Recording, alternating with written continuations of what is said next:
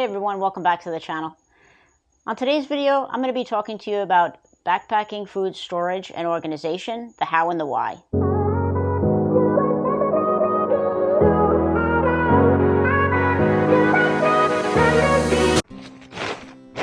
Hey everyone, welcome back to the channel. Hill Tackler here.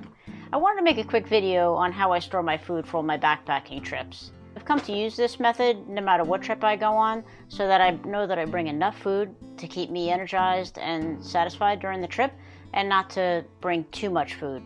Bringing too much food adds to the weight, and as you go on longer trips, this becomes more of an issue. So I use this system on all my trips, and I'd like to show you how I do it. So as you can see, I have a bunch of food here. I'm heading out for a backpack to New Hampshire. This is the food that I'm set to bring, and to help keep myself organized and so that I get enough calories in and I don't under or overpack. The method that I use is Ziploc bags for each day. I label them day 1, day 2, and then I put all the food that I'm going to eat for that day in this bag. And I really find that that helps me make sure I get enough calories without overpacking, and it keeps it organized. And I really don't have to think too much about it when I'm out on the trail. I just know that this is my day's food. Let me show you how I organize my food and what it looks like after I'm done. Just putting the days, day 1, day 2, day 3. After I label the bags, then I start packing them with each day's food. It's here at home where I do the thinking through, let's just say, some sort of menu planning. What I'm going to have for each day. A breakfast bar, usually a pro bar that has a lot of calories and protein. Usually some sort of electrolyte replacement food, whether that be honey stinger, some sort of energy chew, as well as nuts and other things that have a mix of carbohydrate, fat, and protein. After I finish packaging each day's breakfast and snacks into their own Ziploc bags, I then repackage the freeze-dried meal that I usually have for dinner in a quart-sized freezer bag, which is safe to use boiling water in. It reduces weight and bulk. One additional thing that I bring on all my trips is chicken broth. And depending on the length of the trip, I'll bring 2 or 3. I bring this on all my trips. It doesn't matter if it's summer or winter. This is a great way to get sodium fast, and also sometimes when you're walking in the rain for quite some time, you finally get to camp. The first thing that I'll do often is boil some water and take some chicken broth, just to get myself hydrated and get some salt in me, because even you're sweating a lot, and I find that I just always carry these.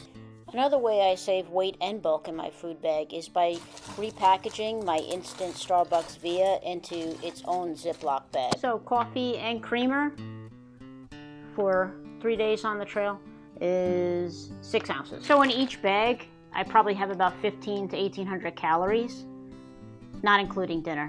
Dinner is probably another 600 or 700 calories, depending on what kind of freeze-dried meal I've selected. So that's a good bit of calories.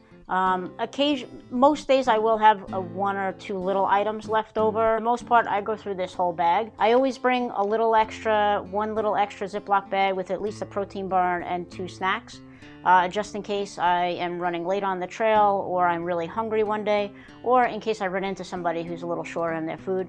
I've had to sometimes give away some food, so it's always good to just bring probably weighs about 4 or 5 ounces extra.